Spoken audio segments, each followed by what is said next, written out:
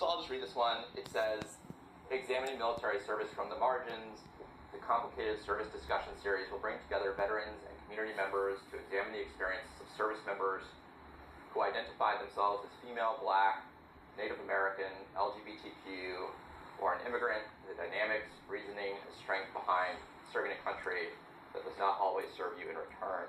Did I read that correctly? Yes. You and Mr. Fox identified this as one of the craziest grants at NEH?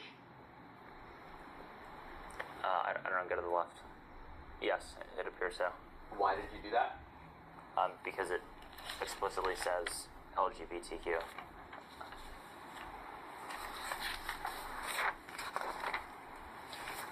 Let's look at another one. Row 20. The shorted description here is legacies of HIV/AIDS prison movements in the United States. And I'll just read the long description.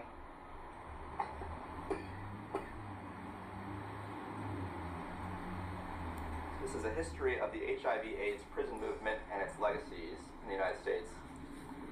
My book project narrates how activists fought the convergence of HIV/AIDS and incarceration from inside and outside prisons across the Reagan through Clinton years, and argues that this organizing holds legacies in the prison abolition movement of the 1990s to today. Drawing on archival and community-engaged research and oral history, I examine how incarcerated people organized HIV education and AIDS care work, and how supporters collaborated in protests and advocacy campaigns. The movement prolonged lives, changed policies, and confronted state-sanctioned harms with strategies for a freer and healthier society. I argue that by fighting HIV/AIDS in prisons, activists came to confront incarceration itself, bringing feminist and queer insights into prison abolition. My book will be of interest to scholars of history, gender, and LGBTQ studies, and the medical humanities, and to general readers interested in incarceration, abolition, and the impacts of HIV/AIDS and other pandemics. Did I read that correctly? Yes. This is one of the grants that you or Mr. Fox identified as craziest at NEH, is that right? That's right.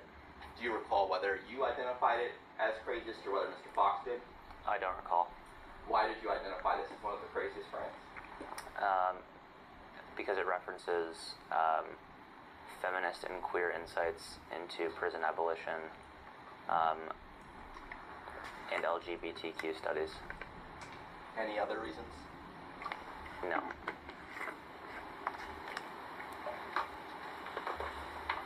There's a section later on in the spreadsheet called bad grants, if we could scroll down to that. It says other bad grants. What were these? So in addition to our work of identifying grants related to DEI or others in the executive orders that we referenced previously, we also helped Mike and Adam identify other potential wasteful grants outside of DEI that we thought were potential for being canceled.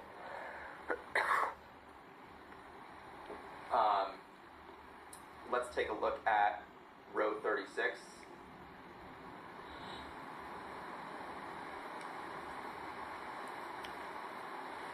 So the short description here is documentary on Shirley Clark, founder of American Independent Film, DEI Films. And I'll just read the long description. It says, documentary about Shirley Clark, founder of American Independent Film. How do you break into the boys' club of film directing? Shirley Clark was a groundbreaking artist and the leader of the movement that created independent film in the United States.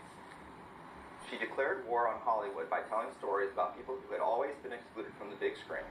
Black stories, gay stories, true stories. She was the only American to win recognition for her independent films in the 1960s. But then she was almost excluded herself, written out of film history. In our film, her contributions and extraordinary life come back to life. A timely tale of cool identity and struggle in New York City, Cannes, and Los Angeles from the 1950s to the 1980s with jazz. Did I read that correctly? Yes. You and Mr. Fox identified this as one of the bad grants, correct? Correct. Why did you identify it as a bad grant? We, the same reason as previously. Could you just say it again? Sure. We felt that it was in violation of the White House executive orders.